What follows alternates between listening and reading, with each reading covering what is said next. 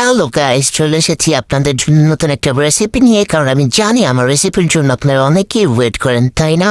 হ্যাঁ, জানি তো। তো আজকে আমি পুডিং বানাবো। এখানে আমি দুধ জাল করে নিয়েছি, আর এখানে আমি ডিম আর চিনি দিয়ে মিক্সড করে নিচ্ছি। আর যেহেতু চুলায় বানাবো, তো একটা প্যান বসিয়ে নিয়েছি। তো এখানে আমার ক্যারামেল রেডি, আর এখানে আমি ডিম আর চিনি দিয়ে মিক্সড করে নিচ্ছি।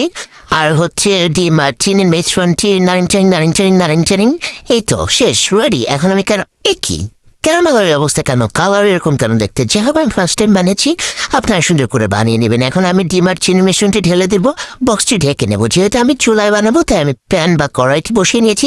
এই দেখেন গাইস, আমার মাথায় এত বুদ্ধি যে তো ডিমের বক্সটি না নাড়াচাড়া করতে পারে, তাই আমি একটা কাপড় দিয়ে নিয়েছি। আমার হাতে অনেক বুদ্ধি, আমার কাছে অনেক কিছু শেখার আছে, রাইট? হ্যাঁ, এখন আমি পানি দিয়ে দেবো যাতে পুডিংটা ভালোভাবে ওয়েল কুকড, মানে সেদ্ধ হয়ে যায়। 40 মিনিট পরে চলে আসছে। ও মাই গড, 40 মিনিট পরে একে দেখছি রান্না দিচ্ছি পুডিংটা। ও মাই গড, আসলে এত গুণ আমার। যাই হোক, এখন আমার ঢেলে নেওয়ার পালা। বিসমিল্লাহ, আল্লাহ মানসম্মত রেখো। বিসমিল্লাহ বিসমিল্লাহ। এই তো এখনই পুডিংটা দেখতে পাবো। ও মাই গড, এ কি? পুডিং ঠিক আছে, বাট এটা কি?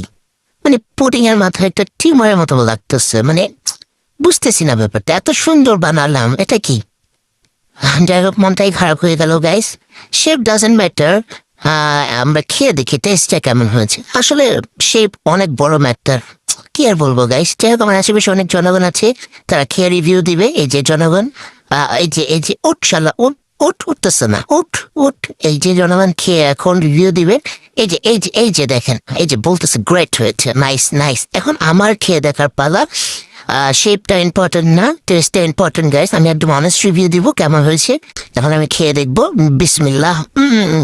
এত মজা, কি আর বলবো গাইস। একবার হলে আমার রেসিপিটি দেখে ট্রাই করবেন। ওকে, টাটা।